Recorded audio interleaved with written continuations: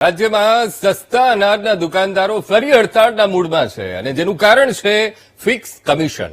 આ મુદ્દા પર છેલ્લા ઘણા વર્ષોથી સરકાર અને સસ્તા અનાજના દુકાનદારો વચ્ચે જોવા મળી રહી છે અને વધુ એકવાર હડતાળ પર જવાના મૂડમાં સસ્તા અનાજના દુકાનદારો છે. તો સમગ્ર મામલે સસ્તા અનાજ દુકાનદાર એસોસિએશનના પ્રમુખ પ્રહલાદ મોદી બોલ્યા, કહ્યું કે સરકારને અમે રજૂઆત કરેલી છે કે જેમનું કમિશન 20,000 નથી થતું તેમને પણ ઓછામાં ઓછું 20,000 જેટલું કમિશન તો મળવું જ જોઈએ.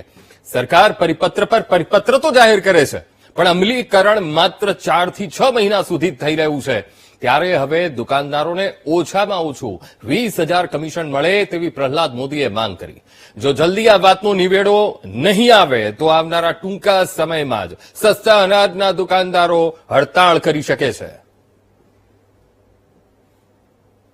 સરકાર પાસે રજૂઆતો કરી, માગણી કરી, એવિડન્સ આપ્યા, પણ ભેંસ આગળ ભાગવત વાંચવા જેવી પરિસ્થિતિ છે. સરકારે બીજો પરિપત્ર કર્યો કે 97% થંબ ઇમ્પ્રેશનથી તમારું વિતરણ હશે તો તમને 20,000 રૂપિયા કમિશન મળશે, જો 20,000 થતું નહીં હોય તો.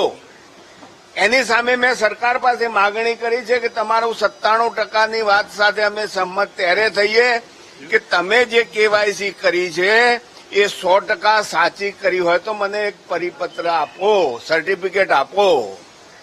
આજ સુધી સર્ટિફિકેટ આપતા નથી અને 97%ની ધજા લઈને બેઠી છે સરકાર. એટલે ન છૂટકે અમે આંદોલનના માર્ગે જવાનું વિચારી રહ્યા છીએ. ધન્યવાદ.